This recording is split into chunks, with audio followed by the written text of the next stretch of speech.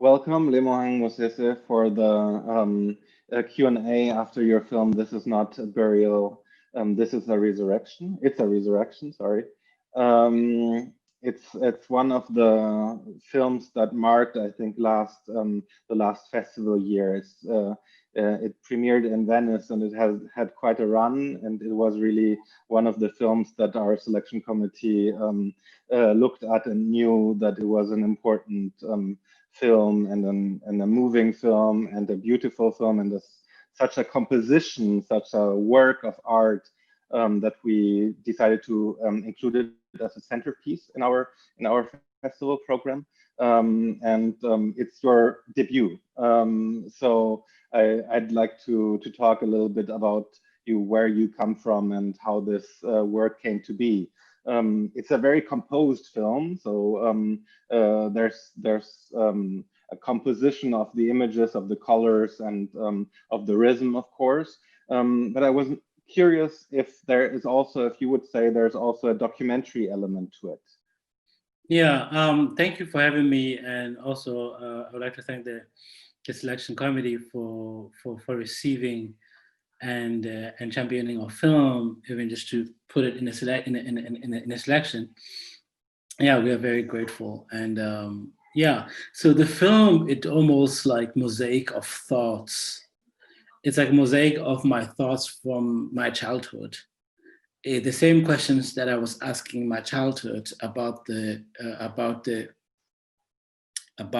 this life and about the afterlife and about the meaning of life. It's the same question that I'm still asking even today. And the more I go deeper with this question, the more they raise other questions. And I feel like now I'm getting a little bit older. I feel like I'm not really interested in answers. I think I never was. Maybe as a child, you want the simple answers, but when I get older, I just realized there's no simple answers. It's almost like a rabbit hole. And I keep going back to the rabbit hole all the time. So I feel like the quest of seeing the light at the end of the tunnel, at the end of the hole, it's what drives me even to dive deeper into these questions. So the film I painted like that. I use the word painting because that is what I wanted. I intended to paint it. I intended to make paintings, like freeze my ideas in time. So this is what I wanted to do with this film. It came from the place of many conflicts and many ideas and many observations, and I wanted to freeze them for myself and also maybe for one person who can get something out of it. So this is how it transpired. And many were my notes that I've written, like about what Lucia Player will say. I've always had this idea about this man who is almost like a sage, almost like he's there, but he's not there, almost like he's speaking from the past, almost like he's God himself. So I've always had this narrative to narrate my thoughts, to narrate my ideas, to narrate my observations. So when I was making a movie, it was already something very formed and very shaped, and exactly how I wanted the movie to go about, as sort of a mosaic of ideas and mosaic of observations. Yeah. There's an aspect in the film also of how you tell stories from the past and how you remember history. This kind of oral translation of historic events or oral history that is in the middle of the film, that comes also through the singing, I think. Um, uh, is there the weaving of these different threads? How did you go about finding the right form for this narration? I also grew up with a very with the strong oral literature, Mm-hmm. um, and oral performing arts, in a sense, because my grandmother will tell me stories all over again. And my cousins and people who will be coming with us and living with us for some time, they will always bring stories. So this is the whole idea of the folklore. It is something that comes very natural to me, this imaginary world, because of my inspiration and my reference. It's a very strong, this traditional vocal oral literature. So it was very easy for me to lean towards this because this is my life, this is my childhood, and in most of even like to when I started forming ideas of my own and really even believing in them and thinking that they were something, at least to me, it's during that time of my years when my grandmother used to tell me stories, when my cousins used to tell me the stories, and they will always depend on the time when they're telling the stories, and always depends on the mood when they're telling me the stories. They always morph. They always morph and become very fluid. And I feel like somehow this helped me to unlock something within me, um, to sort of see it from that perspective, but also defining my own language or defining my own approach in creating this. So for me, this folklorisk to the film, it comes just natural because I grew up with that. I don't know if I'm answering your question. Maybe I didn't get it right. No, you are. I think what's interesting about your answer is that you're also alluding to something else, is that history is not necessarily only or mainly about facts, but also about a certain way, a perspective, let's say, and the way this perspective can change in any moment. And I think your film has a lot of these moments where you really you're in the film and you're transported by it, and you don't necessarily always you're not always in the same state of consciousness, maybe. Mm-hmm. Mm-hmm. Absolutely, absolutely. Because yeah, it's. I did a film. It's an essay film. It's called "This Is Not a Burial." No. It's called "Mother, I'm Suffocating." This is my last film about you, and it's also about my existential crisis regarding identity, and coming from Lesotho and living here, and finding my place in these spaces, and it's extension of this not a burial, the resurrection. It's about someone also finding his space or her space or their space in spaces, and also dealing with identity and dealing with the past and the present, being caught up in this moving times, and between the past and the present and the future, being in between, being somewhere fluid. So, and I feel like even there is sort of a rhythm, even especially with the resurrection, there is sort of a rhythm of thoughts of from uh, from conflicts that I have with the eternity or with the divine or with God or with and it's just a normal. It's not like it's like everybody I'm sure go through those periods where they have questions, and when the questions are almost answered, where they feel at peace, and they go to a further stage where they accept that they don't know. They accept there's something bigger. They accept it. But also before you reach the stage, there's another stage where you don't believe there's something. You want to believe that we are all accountable for. We are all creating this world. It's created by us. It's all made of. It's all chaos. It's all murder. It's how it functions. But after that stage, you move to another stage of, no, there gotta be something. And I'm the person who always believe in there gotta be something than this. Like if you look at the priest when he says that, I wish that I could see this mosaic of life from above and see from high up. And then our widow in the film says, now you will see nothing. When you look down, you will see nothing. We will all be buried in landscape and terrains. And this is I believe I am the priest and I am the widow in this. So it's always this fluid changing, forever changing a quest of these questions and these ideas. Yeah. So there's a spiritual side that's important to you. Yeah, absolutely, absolutely. I mean, I think the spirituality is everything.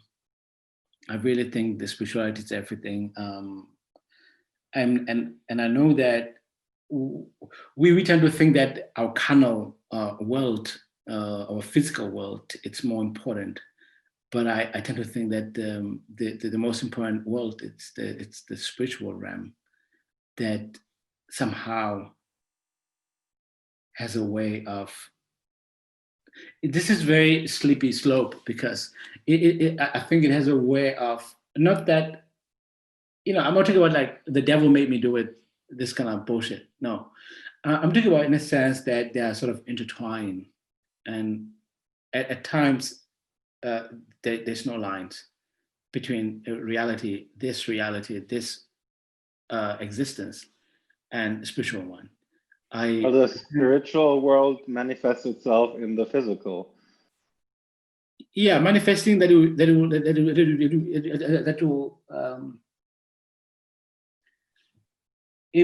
will mean that there's truth. I tend to think that it's same thing. Mm-hmm. Yeah, that The our physical lives is the not spiritual, you mean? necessarily our lives are not necessarily physical. Mm-hmm.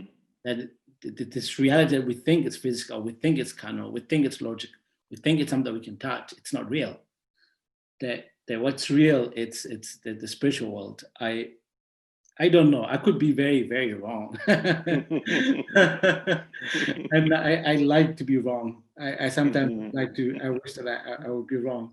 And this is my quest in my films to, I also find beauty in spirituality. I find beauty in people who find God or who find something very divine and they can hope for tomorrow. It makes them a better person. For me, I find this very interesting. Well, there's a big difference between being wrong and lying. Do you consider cinema as 25 images per second of lies or of truth? Mhm. I don't know. I don't know. It boils down to the idea of the truth and lies. Maybe there is no truth. Maybe there's no lies. Mm. Maybe it's just us trying to figure out about life. And lies and the truth, it's human construct. Mhm. Maybe it's us who's setting up the rules and regulations and to function. And it's very moralistic thing even to say one has the truth, one tell the truth. It's human construct. Morals are human construct. We have no idea, I think, what is there.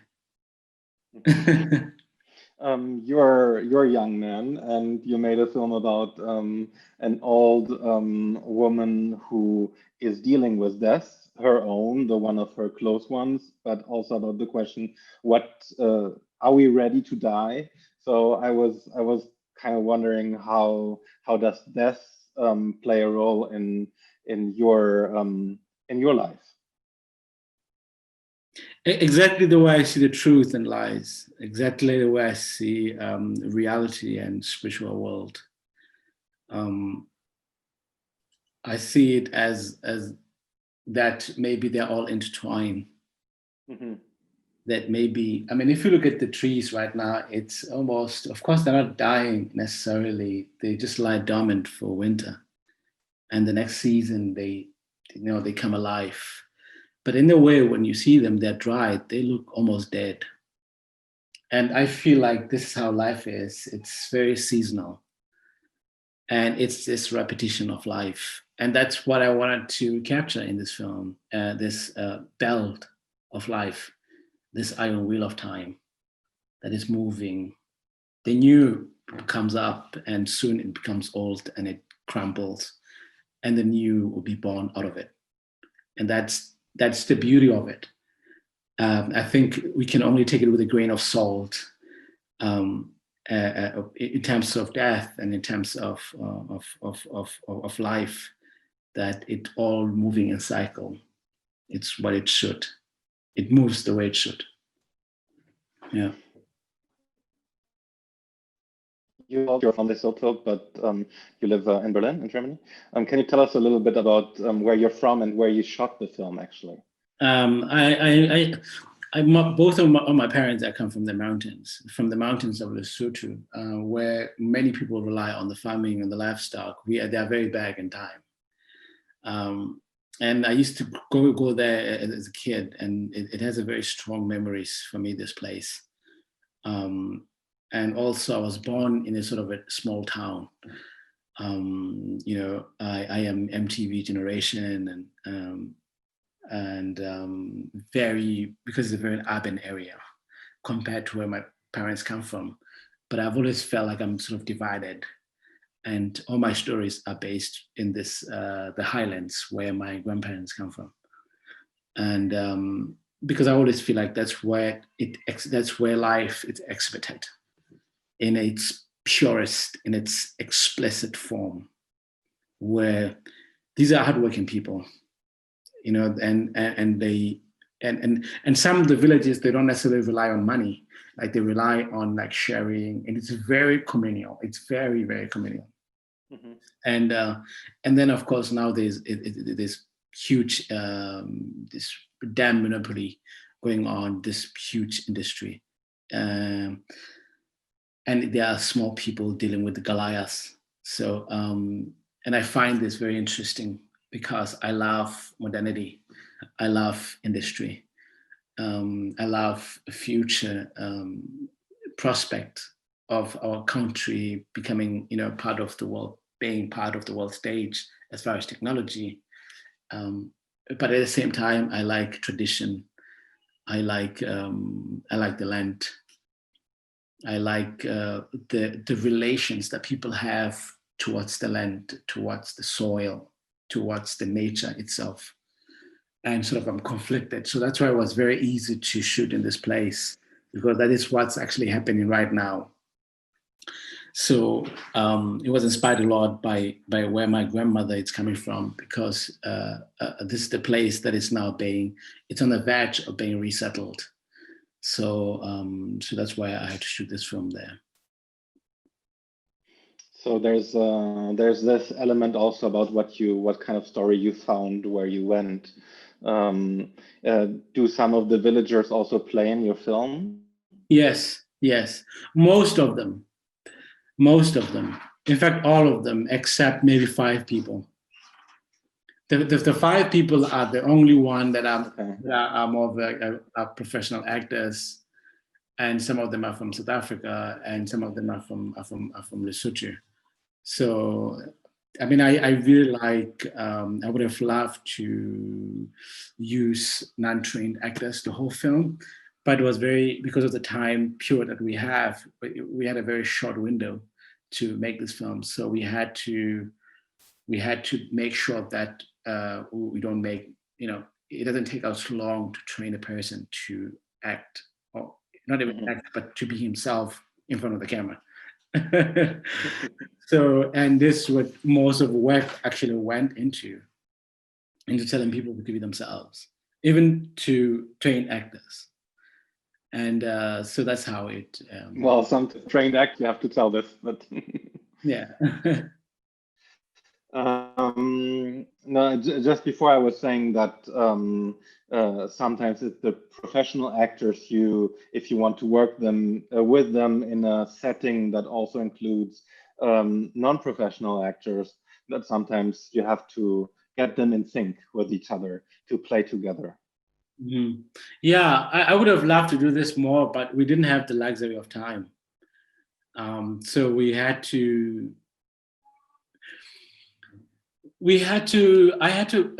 to make everything sort of connect with our situation, because we didn't have time. So I had to take that advantage of that, the fact that they don't know each other, because he feels very strange around them. Mm-hmm. So I use this for her as her cue that you feel strange around them. You don't know them, because you don't want this world now. You want to be gone. So you are anticipating for other world. This is done, so it somehow worked an advantage in that way. The indifference that she had towards the village. the story now. I mean, it works beautifully to make it part of the experience. Yeah, I'm glad. And how many days did you have? You just said that you had a very little time to work actually. So did you shoot everything there, or how did you go about it? Yeah, we shot everything there. I think we shot it for I think for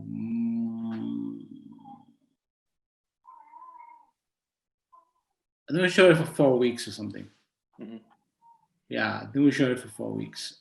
And the thing is, was that the weather in Lesotho is very it's not the best of the best, because it rains all the time and it can be sunny or suddenly it's just sunny.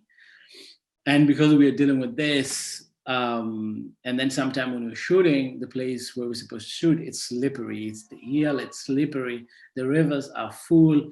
And then we had to carry Mary. We had to carry the crew, because now the cars couldn't go. I mean, the equipment, because now the cars couldn't drive. So the village people would give us their horses, their donkeys. I mean, this film was made by the community. And we wouldn't have made it if it wasn't the generosity of these people. They actually made this film. And yeah, I think that's something that you can feel in the film. I mean, yes. that might not be something you can see, but you can feel it. Yes, everybody was a part of it. The whole village stopped for this film. So, yeah, I'm indebted to them. Very much so. I'm indebted to them. Yeah. Well, thank you very much. I'm glad that we can have your film in our selection, and some people will be able to watch it online in this crazy year of closed cinemas and experience it in a different way. But I'm sure that they will be able to take much out of it. Thank you very much for making the film and for taking the time. Yes, I hope so. I hope so. And I'd like to thank the selection committee. I would like to thank the audience. Thank you for guys, even for adapting with the changes, with these times, mad times. And also Mary Twala, our main character, passed away couple of, I think it's been a month now, 2 or a month and a half or so. And I'm very much so, she's very happy.